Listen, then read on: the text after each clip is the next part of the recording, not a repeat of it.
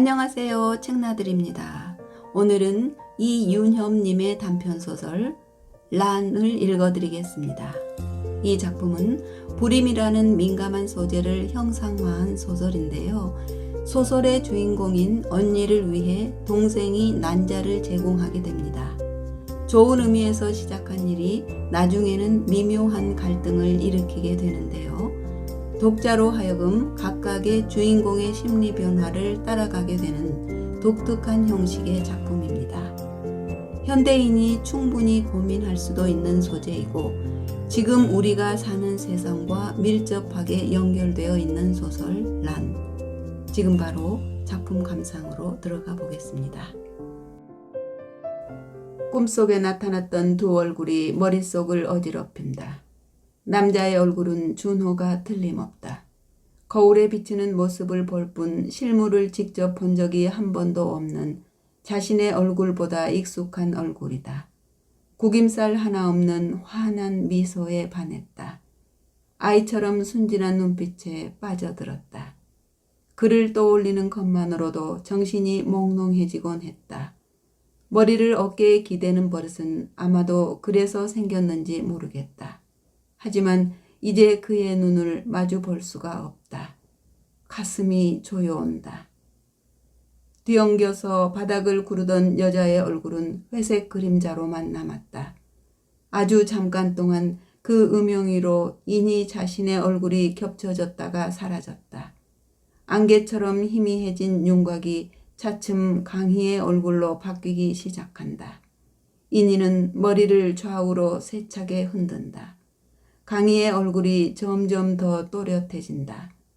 눈을 감은 강희의 얼굴 위로 새빨간 립스틱이 공중공중 춤을 추며 지나간다. 강희의 입술이 살짝 벌어져 있다. 꿈을 꾸고 있는 것만 같다.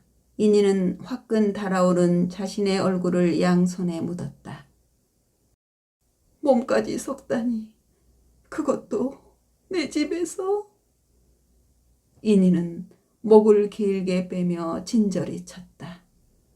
침을 넘길 때마다 물없이 알약을 삼킨 것처럼 목을 훑고 내려가는 느낌이 오래 남는다. 가슴을 펴고 심호흡을 해본다.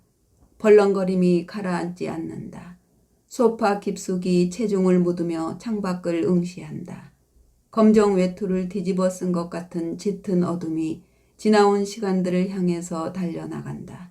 무성 영화가 돌아가듯 색바른 기억의 파편들이 하나 둘 날아온다.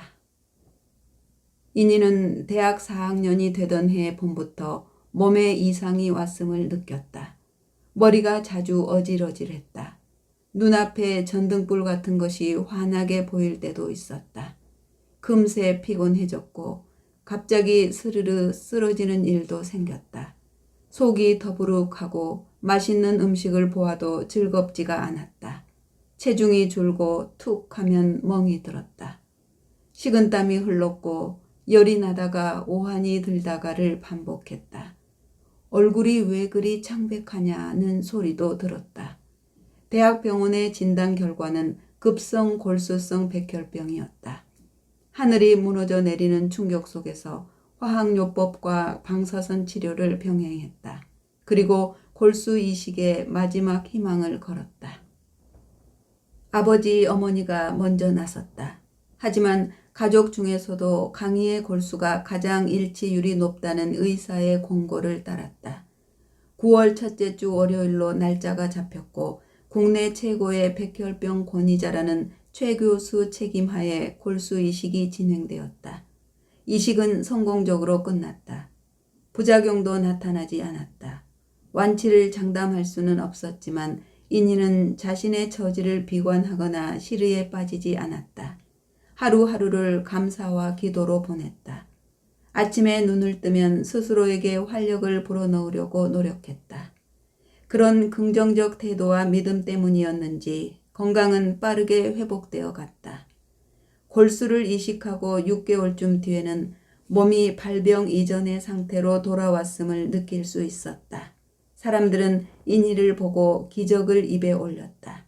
의사는 아이를 가질 수 없을 거라고 조심스레 말을 꺼냈다. 고용량의 화학요법과 방사선 치료 때문이라고 덧붙였다. 치료에 들어가기 전에 설명을 들어서 알고 있는 내용이다. 꽤 오랫동안 생리도 없었던 터라 각오는 하고 있었다. 그래도 그 말이, 아이를 가질 수 없다는 말이 선선히 받아들여지지는 않았다. 억울한 기분이 들었다. 준호의 얼굴이 떠올랐다. 아이를 가질 수 없다면 결혼도 할 수 없는 게 아닌가 하는 생각이 들었다. 하지만 준호는 아이는 없어도 된다 하며 이니의 손을 놓지 않았다. 이니와 준호는 2학년 가을 축제에서 만난 캠퍼스 커플이다. 이니는 벽을 짚어가며 주방으로 향한다. 몸살을 앓고 난 것처럼 다리가 후들거린다. 거실을 지나다가 응접 테이블에 무릎이 부딪혔다. 통증과 욕이 동시에 올라온다. 냉장고 문을 열자 차가운 불빛이 와락 바닥으로 쏟아져 내렸다. 스테인리스 물병을 꺼내서 투명한 유리컵에 물을 가득 채운다. 손바닥 전체로 선뜩한 기운이 스며든다. 생맥주를 마시듯 단숨에 들이킨다. 정수리에 비수가 꽂히는 것처럼 머리꼴이 시리다. 강희의 얼굴이 더 또렷해진다. 몸을 획 돌리며 거실 벽을 향해서 유리컵을 던져버린다. 쨍 하는 소리가 벽 아래로 숨어든 어둠을 긴장시킨다. 재빨리 아이 방을 살핀다. 아무런 기척도 없다. 다행이다. 시어머니와 시아버지 그리고 동갑내기 시누이까지 아이가 없는 상황을 자연스럽게 받아들였다. 시간이 지나도 그런 분위기는 바뀌지 않았고 모두 진심으로 보였다. 그렇게 평온한 신혼의 날들이 흘러갔다. 그런데 남편이 출근하고 나서 거실에 홀로 앉아 있으면 추수를 다 끝낸 텅 빈 들판에 서 있는 것처럼 쓸쓸한 기분이 밀려들었다. 아이를 갖고 싶다는 생각이 불뚝불뚝 고개를 들었다. 머릿속에 준호를 닮은 아기의 얼굴이 그려졌다. 결혼한 부부 사이에는 아이가 있어야 한다는 TV 드라마 속의 대화도 마음속에 잔잔하던 물결을 흔들었다. 휴일마다 딸아이 손을 잡고 찾아오는 강희를 볼 때도 이니는 부러움의 속내를 감추지 못했다. 동생 강희는 이니가 결혼하고 1년 뒤에 결혼했고 그 다음 해에 딸 규빈이를 낳았다. 준호는 자기가 했던 말을 증명이라도 하려는 것처럼 이니에게로만 집중했다. 일도 뒷전이었다. 출근하고 나서도 수시로 전화를 걸었고 퇴근과 동시에 집으로 직행했다. 주말과 휴일도 둘만의 시간으로 채워졌다. 철마다의 자연과 맛집을 찾아서 전국을 누비고 다녔다. 추석이나 설 같은 연휴에는 해외로 날아갔다. 남들이 다 찾는 유명 관광지를 돌기도 하고 한적한 휴양지에서 느긋한 시간을 보내기도 했다. 준호는 클래식 음악을 좋아하는 이니를 위해서 거실을 음악 감상실로 바꾸었다. 벽을 뜯어서 마감을 다시 했고 독일제 오디오 기기를 새로 들여놓았다. 그러고는 준호 스스로가 클래식의 세계에 빠져들었다. 하지만 준호의 이런 노력에도 불구하고 이니의 허전한 구석은 채워지지 않았다. 준호와 함께하는 시간들이 즐겁고 행복하기는 했지만 순간순간 가슴속을 파고드는 스산한 바람만은 어쩔 수가 없었다. 어디를 가나 엄마 품에 안겨서 꼼지락대는 꼬마들의 얼굴이 먼저 눈에 들어왔다. 이니는 입양을 먼저 생각해 보았다. 아동보호시설에 찾아가서 마음에 드는 아이를 한 명 데려오면 될까? TV 드라마에서 많이 보아온 장면이 아닌가. 낳은 정보다 기른 정이라는 말도 떠올렸다. 하지만 행동에 옮길 수는 없었다. 입양에 대해 운을 떼자 준호는 가타부타 아무런 대꾸를 하지 않았다. 마음이 흔쾌하지 않을 때 보이는 그의 반응이다. 핏줄도 모르는 아이를 자기 자식으로 받아들인다는 게 내키지 않는 모양이다. 막상 자신이 없기로는 이니 자신도 마찬가지였다. 아무도 모르는 아주 먼 곳으로 날아가서 대리모를 구하는 상상도 해보았다. 남편 준호의 피가 흐르게 된다는 것만을 생각하면 가장 확실한 방법이 아닐까 싶었다. 하지만 이는 인희 스스로가 받아들일 수 있을 것 같지 않았다. 다른 여자의 몸에 남편 준호의 아이가 들어서게 되는 과정을 떠올리자 소름이 돋을 정도로 끔찍하게 느껴졌다. 상상만으로도 배멀미가 나듯이 속이 뒤집어졌다. 더 이상의 다른 방법은 떠오르지 않았다. 인희는 하나님께 매달렸다. 이왕 살려주신 목숨, 아이도 함께 주시면 안 되나요? 그러면 하나님께서 명령하시는 일 뭐든지 다 하겠습니다. 약속하면서. 기분이 가라앉을 대로 가라앉아서 힘든 날이면 인희의 발길이 자연스레 친정집으로 옮겨졌다. 친정엄마와 함께 있으면 기분이 한결 나아졌다.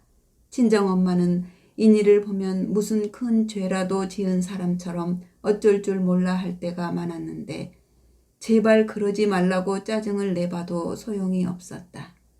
친정엄마는 인희가 갈 때마다 백화점으로 끌고 갔다. 기분 전환이라도 하라며 안전성능 세계 최고라는 자동차를 뽑아주기도 했다.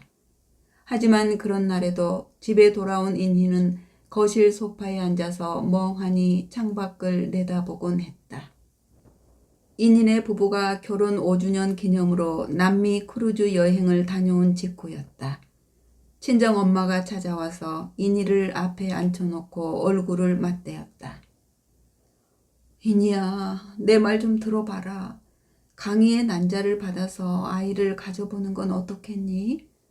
강희는 내 둘도 없는 동생이 아니니 유전적으로도 너와 제일 가깝고 한번 진지하게 생각해 보렴. 의사 선생님도 내가 아이를 낳는 데는 문제가 없을 거라고 하지 않던?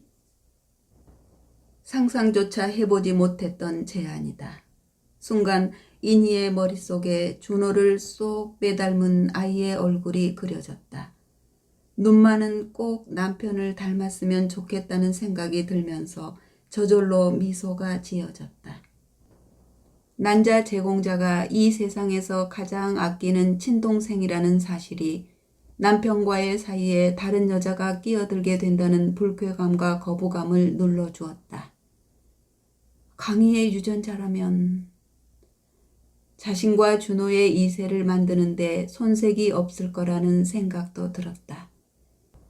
입양을 하는 것도 대리모 출산도 받아들이기 힘들다면 강희의 난자를 받는 게 가장 현실적이라는 판단이 섰다. 강희도 친정엄마의 생각을 반겼다. 이야기를 듣는 순간 한치의 주저함도 없었다. 언니를 도울 수 있는 일이라면 뭐든지 하겠다고 적극적으로 나섰다. 자신의 골수를 내주며 제발 언니 좀 살려달라고 울고불고 했던 강희다. 인희 남편 준호와 강희 남편 영준 역시 흔쾌한 얼굴로 동의했다. 준호의 정자와 강희의 난자는 단 한 차례의 조우만으로 새 생명을 탄생시켰다. 성공 확률이 그리 높지 않을 거라고 했는데 마치 오랫동안 준비하고 기다려온 것처럼 완벽하게 호응했다. 새 생명은 인희의 몸속으로 들어와서도 건강하게 자리를 잡았다. 인희네와 친정집 그리고 강희네가 모두 들뜬 분위기에 휩싸였다. 친정엄마는 인희 앞에서 눈물을 보이기까지 했다. 인희가 임신하고 있는 10달 동안 강희는 하루도 거르지 않고 언니 곁을 지켰다. 강희가 먼저 나서서 태어날 아기의 베넷저고리부터 챙겼다. 아기의 침대는 물론이고 목욕용품이며 그 밖에 시시콜콜한 것들까지 모두 강희가 목록을 만들어 가면서 하나하나 준비해 나갔다. 강희는 인희가 선 하나 까딱하지 못하게 했다. 남편 준호도 강희를 따라다니며 부지런히 아기 용품들을 날랐다. 출산을 앞둔 인희는 마치 크리스마스 트리 위에 걸린 고무풍선처럼 부풀어 오르기만 했다. 아이가 태어나고 나서도 아이와 관련된 것들은 모두 강희의 손을 거쳤다. 아이에게 분유를 타서 먹이고 트림을 시키는 일부터 강희가 차지했다. 아이를 씻기고 입히는 일도 강희가 도맡았다. 이니는 그저 편안한 자세로 누워서 평온하게 잠든 아이의 얼굴이나 들여다보는 게 전부였다. 부산하게 움직이는 강희의 동선을 지켜보는 걸 빼놓고는 아이는 밤 시간에만 인이 차지가 되었다. 자다가 깨서 우는 아이에게 강희가 타놓고 간 분유를 데워서 물렸다. 분유를 먹이고 나면 준호가 아이를 안고 등을 토닥여서 트림을 시켰다. 그 정도가 인인의 부부가 하는 전부였다. 아이가 장난감을 가지고 놀 정도가 되자 강인애가 아이의 인인의 아파트 단지로 옮겨왔다. 강인은 아이의 안전과 놀이를 위해서라며 인인의 아파트 2동 건너의 1층 집을 골랐다. 강인은 마치 오랫동안 기다려온 둘째를 본 엄마처럼 들떠 보였다. 거실 소파에 앉아서 책을 보고 있던 인희의 눈에 강희의 손을 잡고 현관으로 들어서는 아이의 모습이 들어왔다. 아이는 이모를 따라서 놀이터에 나갔다가 들어오는 길이다. 강희의 손을 잡은 아이의 표정이 밝다. 아이가 강희와 은근한 눈길을 주고받는다. 아이의 표정이 진지하게 바뀌기 시작한다. 이모 우리 집에서 자면 안 돼? 왜? 왜? 이모가 그렇게 좋아? 응, 이모가 제일 좋아.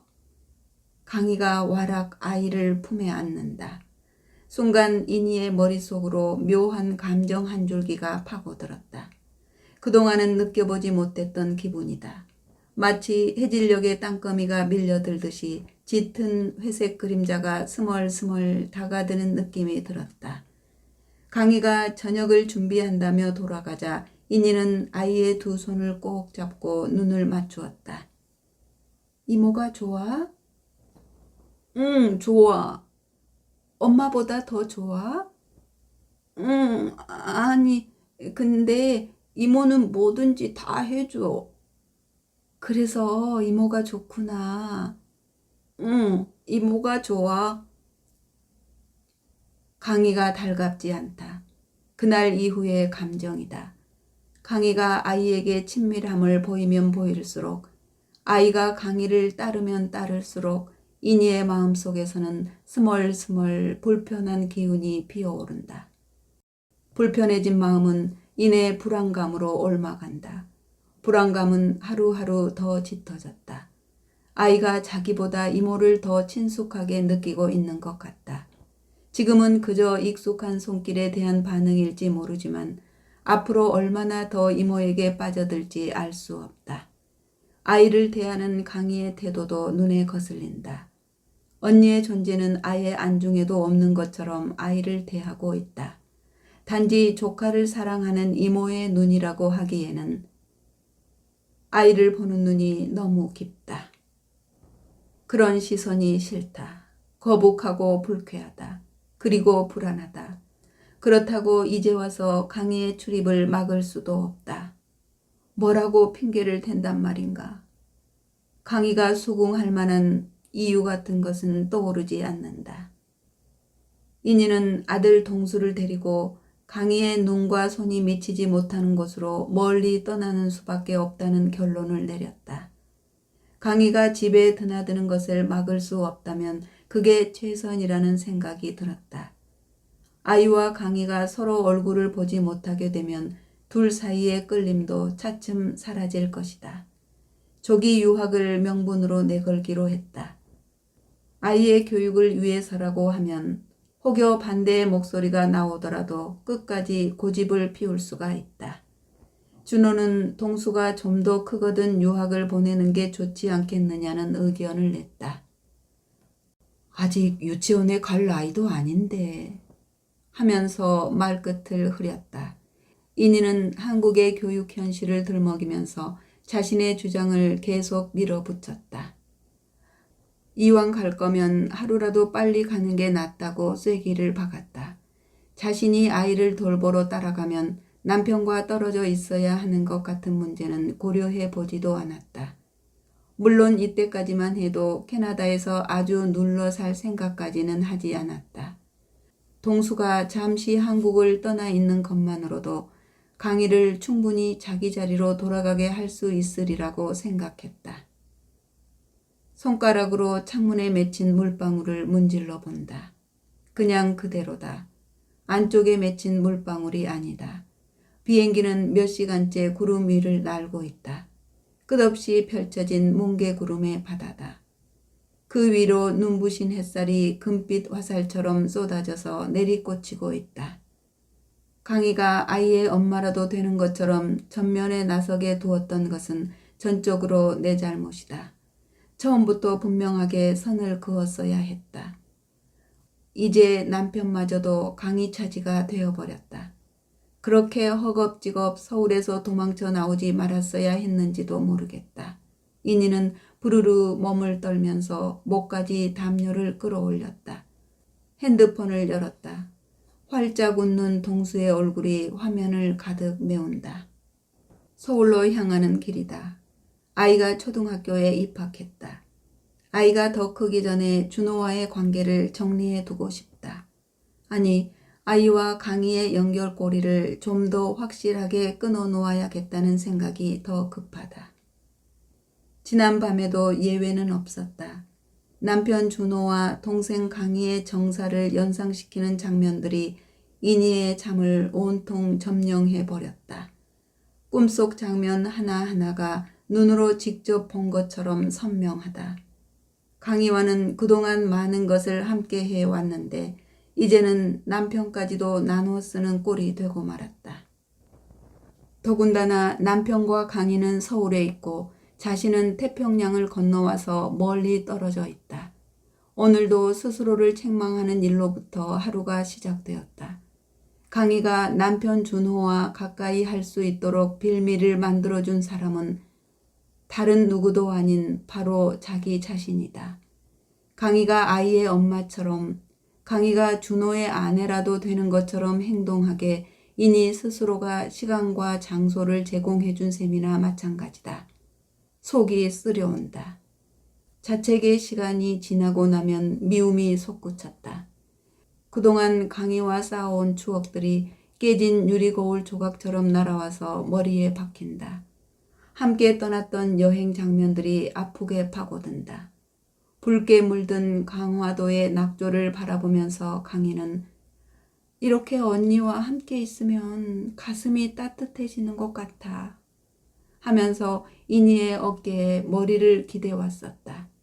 대관령 소나무 숲길을 걸으면서는 언니, 우리 이 소나무들처럼 건강하게 오래오래 살아 하면서 이니의 손을 꼭 잡았었다. 이제는 흰 카라 교복을 단정하게 차려입고 나풀나풀 앞서 걷던 등굣길의 강희마저도 가증스럽게 느껴진다. 남편 준호의 얼굴이 떠오르면 더 이상 생각을 이어갈 수가 없다. 눈앞이 흐려진다. 물리적 거리와 시간의 흐름도 결국 내 편은 아니었다. 근거도 없이 무성하게 자라난 원망들이 이리저리 머릿속을 헤집고 다닌다. 준호와의 신혼을 회상하다가도 강희의 얼굴이 떠오르면 새하얗게 지워져 버렸다. 그래서 뭘 어쩌겠다는 거야? 내가 먼저 시작한 일 아니야? 남편을 쏙 빼닮은 아이를 원한다고 하지 않았어? 아이는 없어도 된다며 손을 꼭 잡아준 사람이 누구야? 한순간도 떨어져 있으면 못 살 것 같던 남편이다. 하지만 이제 죽고 못 살겠는 것은 동수뿐이다. 스스로 걸어 들어간 의심의 늪에서 빠져나올 수가 없다. 이니는 다시 한번 모든 게 내 탓이라는 자책 속으로 빠져든다. 다람쥐 쳇바퀴 돌듯이 생각을 굴려보지만 자신을 괴롭히는 것 말고는 딱히 도망갈 곳이 없다. 이니가 살아온 시간들은 대부분 강희의 시간들과 겹쳐진다. 유난스럽다고 할 정도로 항상 붙어 다녔다. 어려서는 더했고 커서도 그랬다. 취향은 물론이고 성격까지도 닮아가는 것 같았다. 초등학교를 졸업할 때까지 한 방을 쓰면서 서로가 서로에게 거울처럼 자란 탓인지도 모른다. 자매는 머리띠를 사거나 운동화를 고르는 것 같은 아주 사소한 일들까지 머리를 맞대고 소곤거렸다. 또 혼자만의 비밀 같은 것은 만들지도 않았다. 학교에서 좋아하는 남자애가 생겼을 때 인희는 가장 먼저 강희의 귀에 대고 속삭였다. 그러고는 서로가 서로의 눈을 마주보며 키들거렸다. 아버지에게 꾸중을 들었을 때도 인희는 엄마 대신 강희의 손을 잡고 눈물을 찔끔거렸다. 강희 역시 무슨 일이 생기면 쪼르르 인희에게로 달려와서 코를 맞대었다. 2살 터울의 자매는 마치 일란성 쌍둥이처럼 보였다. 인희와 강희는 어려서부터 주위의 부러움을 달고 자랐다. 자매는 커갈수록 점점 더 빛을 발했는데 아버지와 어머니로부터 좋은 유전자만을 물려받은 결과였다. 아버지는 180cm가 넘는 훤칠한 키에 서글서글한 눈매를 가진 부지런한 분이었다. 어머니도 이목구비 뚜렷하고 갸름한 얼굴로 타고난 미인이라는 소리를 들었다. 게다가 자매는 둘 다 매년 전교 1등을 다투었는데 인희의 뒤를 이어 강희까지 S대에 합격했다. 강희는 아이가 생각날 때마다 서울에 홀로 남겨진 형부를 찾아갔다. 동수의 소식을 들을 수 있는 유일한 통로가 준호였기에 인희는 강희의 전화를 피했다. 어쩌다가 연결이 되어도 동수를 바꿔주지 않았다. 자고 있다고 하거나 밖에 나가고 없다고 딱 잘랐다. 자신을 경계하는 인희의 속내가 고스란히 전해졌지만 강희는 자신의 감정을 내보이지 않았다. 무슨 말을 해야 좋을지도 알지 못했다. 언니가 어떤 기분일지는 짐작이 되고도 남았다. 하지만 강희는 벌어지고 있는 일을 그대로 받아들일 수밖에 없다고 생각했다. 아이에게로 향하는 마음을 어쩔 수가 없었다. 언니의 입장을 이해하는 심정은 그 다음이었다. 강희는 준호를 찾아갈 때마다 핑곗거리 삼듯이 밑반찬을 몇 가지씩 만들어서 들고 갔다. 반찬통을 냉장고에 넣고 돌아 나오면서 아이의 캐나다 생활에 대해서 한두 마디씩 묻곤 했다. 그때마다 준호는 짧게 단답형으로 대답했다. 강희는 형부를 처음 보았을 때 안으로부터 들려오는 자신의 목소리를 들었다. 아, 이 사람이다. 내가 상상해 오던 사람이. 가슴이 두근거리고 얼굴이 달아올랐다. 언니한테서 말씀 많이 들었어요. 하는 인사말을 꺼내 들고서야 가까스로 마음속의 흥분을 가라앉혔다. 강희 앞에는 늘 인희가 있었다. 그것은 단순히 출생의 순서만을 의미하는 것은 아니었다. 인희는 강희보다 훨씬 더 예뻤고 좀 더 날씬했다. 학교 성적도 항상 강희를 앞서갔다. 언니는 언제나 빛나는 얼굴로 사람들 앞에 섰다. 눈부시게 조명이 쏟아지는 무대 위에 우뚝 선 뮤지컬 배우처럼. 인희와 함께 있으면 강희는 늘 언니의 그림자 속에 들어가 있는 기분이 들었다. 그래도 강희는 언니가 좋았다. 언니의 뒤를 따르기만 하면 무슨 일이든지 그리 힘들지 않았다. 인희가 결혼한 뒤에도 강희는 언니의 뒤를 졸졸 따라다녔다. 그 자리가 가끔은 아프게 다가오기도 했지만 형부를 가까이 할 수 있다는 것만으로도 충분히 보상을 받는 느낌이 들었다. 그녀로서는 어쩔 수 없는 남자라는 사실이 강희를 그리 슬프게 하지도 않았다. 강희가 준호를 찾는 횟수가 일주일에 한 번에서 이틀에 한 번꼴로 바뀌었다. 그러면서 강희는 준호의 반응에 신경을 쓰기 시작했다. 처음에는 그저 짧은 목례로 인사를 나누고 아이에 대한 궁금증을 털어놓는 게 전부였지만 차츰 준호의 눈을 보면서 그날의 기분을 살피고는 했다. 그러다가 준호의 무표정한 얼굴마저도 편안하게 받아들이는 자신을 발견하게 된다. 또 어느 순간부터는 준호에게 빠져드는 자신의 감정을 감추려 들지도 않았다. 아이는 캐나다로 가버렸다. 볼 수도 없고 안아줄 수도 없다. 목욕을 시켜줄 수도 없고 맛있는 것을 만들어서 먹일 수도 없다. 게다가 이런 상황이 언제까지 지속될지에 대한 기약도 없다. 눈에 보이는 것은 단지 자신의 난자에 정자를 더해서 새 생명을 탄생시킨 형부뿐이다. 오늘도 형부는 말이 없다. 표정이라곤 한 번도 가져본 적이 없는 사람처럼 완고하게 중립적인 얼굴을 하고 있다. 강희는 자신을 조심스러워하는 준호의 이런 태도마저도 자신에 대한 일종의 절제된 욕망일 거라는 생각에 빠져들었다. 형부를 향해서 천천히 다가간다. 발을 담그는 물소리에 눈을 감고 있던 형부가 천천히 눈을 뜨며 강희를 바라본다. 준호는 놀라는 기색 없이 표정의 변화도 없이 몸을 살짝 들어서 강희가 앉을 만큼의 공간을 내어준다. 강희는 욕조에 앉아서 자세를 잡은 다음 천천히 형부의 어깨에 머리를 기댄다. 욕조의 더운 기운이 목덜미로 올라온다. 젠장, 이런 상상을 하다니. 언니를 생각하면 있을 수 없는 일이다. 얼굴이 화끈거린다. 하지만 기분은 좋다. 몸이 붕 뜨는 것 같다. 언니에 대한 것과 형부에 대한 것은 전혀 별개의 다른 감정이라는 생각이 들었다. 눈을 감았다. 형부의 손이 자신의 어깨 위에 올라와 있는 것처럼 느껴진다. 형부의 손 위에 자신의 손을 올려놓는다. 형부의 체온이 전해져 오는 것만 같다. 가슴이 들뛴다. 언니가 자신의 난자를 원한다고 말하던 순간 강희는 온몸에 열기가 오르는 것을 느끼면서 형부와의 섹스를 상상했었다. 난자를 잃은 언니의 상황이 자신의 내면을 들여다보던 어떤 신적 존재의 특별한 선물일지도 모른다는 생각까지 들었었다.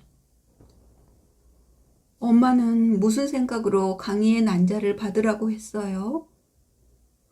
그게 이제 와서 보니 내가 잘못 생각했던 것 같다. 그게 무슨 말이에요?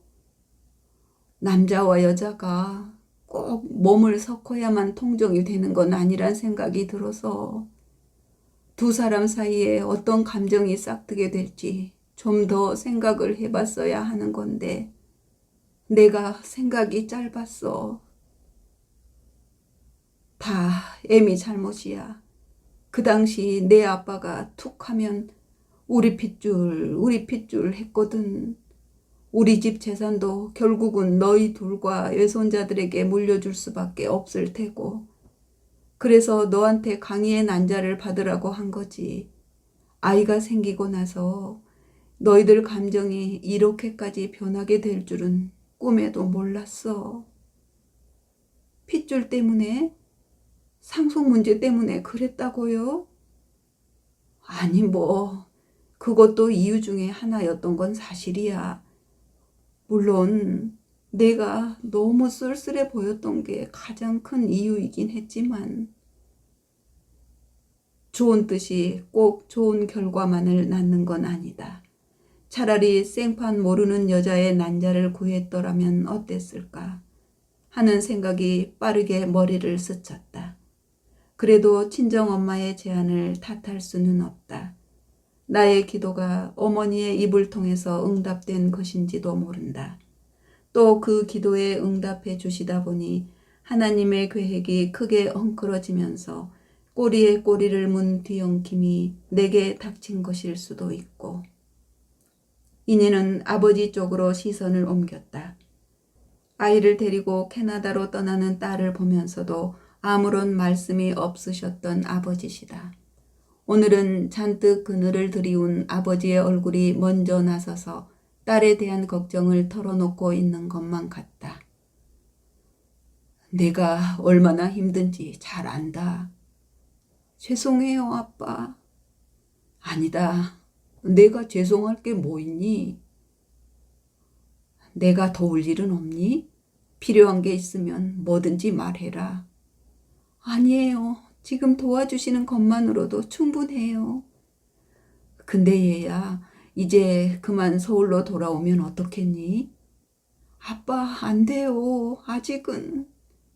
그래, 알았다. 내 맘이 정리될 때까지 기다리마. 그리고 내가 온다기에 쭉 생각해 왔던 건데 유언장을 미리 만들어 놨다. 동수가 우리 집 장손인 셈이니 강남에 있는 건물은 동수 몫으로 해놨다. 아빠. 아버지가 서류봉투 하나를 이니 앞으로 밀어 놓았다. 이니의 눈가가 번들거리기 시작했다. 흐르는 눈물을 연신 훔치면서도 터져나오려는 흐느낌만은 억지로 삼켰다. 이니는 아버지 어머니의 이마의 주름살을 타고 파도처럼 계속 덮쳐오는 자기 소름과 회한을 어쩌지 못했다. 친정엄마가 이니의 등을 쓸어안고 토닥였다. 아버지는 사업수완이 좋은 분이었다. 세상의 변화를 멀리까지 내다보는 눈을 가지셨다. 강남에서 사무용품점으로 장사를 시작했는데 업종을 바꿔가면서 꽤나 큰 돈을 벌었다. 그 돈을 가지고 가게가 새들어 있던 건물을 통째로 사들였다. 불과 10년 만의 일이었다. 그 후에는 임대사업과 부동산 개발을 통해서 눈덩이처럼 재산을 불려나갔다. 강남과 분당을 따라 내려가던 정부의 신도시 정책을 한 걸음씩 앞서갔다. 밖에서 인기척이 나고 번호키 누르는 소리가 들리더니 철커덕 하고 현관문이 열렸다. 이니는 힐끗 벽시계를 올려다보았다. 12시 15분이다. 준호는 거실에 전등 스위치를 올리고 나서야 누군가가 소파에 앉아있다는 것을 눈치챈 모양이다. 이니는 꼿꼿이 세운 등을 풀지 않았다. 준호는 웃옷을 벗으려던 동작을 멈추고 어색한 분위기를 날리려는 듯 헛기침을 한번 크게 하더니 맞은편 소파로 다가와서 걸터 앉았다. 한국엔 언제 들어왔어? 준호가 먼저 입을 열었다. 어제요. 이니는 시선을 벽에 고정한 채 짧게 말을 받았다. 그러고는 결심을 다잡으려는 듯 목소리에 힘을 실었다. 용건만 간단히 말할게요. 우리 이혼해요. 이혼? 누구의 잘못도 아니에요. 여보, 꼭 그렇게까지 해야 돼? 이제 더는 견딜 수가 없어요. 동수는 내가 키울게요. 내가 너무 일방적이라는 것도 알아요. 이해해줘요. 미안해요. 서류는 바로 만들어서 보낼게요. 이니는 준호가 대꾸할 틈을 주지 않고 속사포처럼 준비해온 말들을 쏟아냈다. 그러고는 벌떡 일어나서 현관문까지 걸어갔다. 손잡이를 잡고 주춤하더니 몸을 돌렸다. 강희와의 관계는 상관하지 않을게요. 마음대로 해요. 순간 준호의 눈동자가 크게 흔들렸다. 뭔가 급하게 말을 하려고 입을 움직이는 것 같았으나 말이 되어 나오지는 않았다. 남편은 수시로 드나드는 강희를 처제로만 보기는 힘들었을 게 틀림없다. 강희에게 끌리는 감정을 어쩌지 못했을 거라는 생각이 한시도 떠나지 않는다. 에로 영화의 야한 장면들이 자꾸만 강희의 얼굴과 겹쳐져서 떠올랐다. 5년이란 세월은 뭔가가 움터서 자라기에 충분한 시간이다. 한 자락 의심이 마음속에 들어왔고 그것이 벗어나기 힘든 크기의 밀림으로 변해버렸다. 일방적인 오해가 아니냐고 반문할 수도 있다. 그럴지도 모른다. 하지만 마음의 일은 어쩔 수가 없다. 또 준호는 자신의 결백을 주장하지도 않았다. 스스로가 자기 자신을 확신하지 못해서인지도 모른다. 적어도 처제인 강희가 남다르게 느껴지는 것만은 틀림없을 테니까. 강희의 난자에 자신의 정자를 더해서 아이를 만들었다. 자신과 강희의 유전자를 반반씩 물려받은 아이가 자라고 있다. 인희는 준호를 만난 다음 날 강희를 호텔 커피숍으로 불러냈다. 어찌되었든 한 번은 볼 생각이었다. 어색한 침묵 끝에 강희가 먼저 입을 열었다. 언니, 미안해. 아니, 내가 미안할 게 뭐 있니? 내가 먼저 원해서 시작한 일인데. 내가 아니면 우리 동수가 이 세상에 나올 수 없었다는 것도 잘 알고 있어. 이제 너 하고 싶은 대로 해. 나 신경 쓰지 말고. 그게 무슨 소리야, 언니? 형부하고 말이야. 난 이제 완전히 빠질게. 그래, 다 내 잘못이야. 누구를 원망할 것도 없고. 그래도 그건 아닌 것 같아. 아니, 형부는 내가 가져. 대신 동수 앞에는 절대 나타나지 마. 약속해 줄 수 있지? 강희에게 바라는 것은 단지 이것뿐이다. 앞으로 동수 앞에는 절대 나타나지 않는 것. 두고두고 강희의 마음을 아프게 하겠지. 하지만 동수를 볼 때마다 강희의 얼굴과 준호의 얼굴이 떠올라서 인희 자신의 아픔이 오히려 몇십 배, 몇백 배는 더 클 거라는 생각이 끈적끈적 달라붙는다. 인희는 머리를 흔들었다. 그런 머릿속의 갈등이 그래도 강희의 손을 한번 잡아주고 싶다는 가슴속 밑바닥으로부터 올라오는 감정을 눌러버렸다. 무리한 기도에 응답해 주신 대가로 하나님은 그만큼의 아픔도 함께 주시는 것 같다. 그래야만 하나님의 질서가 세상 사람들 모두에게 공평할 테니까. 갑자기 올챙이 떼가 새까맣게 달려든다. 재빨리 몸을 돌려보지만 뒤에도 온통 올챙이 떼다. 올챙이들은 서로가 서로에게 신호를 보내는 것처럼 꼬리를 흔들고 있다. 머리 위로 손을 뻗었다. 손가락 사이사이로 미끈거림이 우르르 빠져나간다. 눈을 부릅뜨고 왼쪽, 오른쪽, 그리고 위아래를 차례로 살펴본다. 수족관처럼 생겼다. 앞뒤로는 3m, 위아래로는 2m쯤 될 것 같다. 몸에는 실오라기 하나 걸치지 않았다. 어항에 갇힌 개구리 꼴이다. 점점 더 숨이 막혀온다. 몰려드는 올챙이 떼를 향해서 힘껏 손을 뻗었다. 잠시 흩어졌던 올챙이들이 다시 몰려와서 벌떼처럼 달려든다. 올챙이들은 하나같이 얼굴이 없다. 눈도 없고 코도 없다. 올챙이 한 마리가 눈동자를 향해서 쏜살같이 달려든다. 새벽 2시다. 목덜미가 흥건하다. 제발 이게 마지막 꿈이었으면 좋겠다는 생각을 하면서 인희는 동수의 방으로 향한다. 방문을 열고 까치발을 든 채 살금살금 다가간다. 새근새근 숨소리가 고르다. 한참 동안 머리를 숙여서 아이가 자고 있는 모습을 지켜본다. 준호의 얼굴과 친정아버지의 얼굴이 차례로 겹쳐졌다 사라진다. 눈이며 코며 입이며 이 녀석은 남편보다 친정아버지를 더 많이 닮은 것 같다. 이불을 여며주려고 손을 뻗는데 이불 속에서 뭔가가 휘 하고 빠져나가는 느낌이 들었다. 현기증도 새하얗게 몰려왔다. 인희는 손으로 머리를 짚으며 창문부터 살폈다. 창문은 모두 닫혀 있다.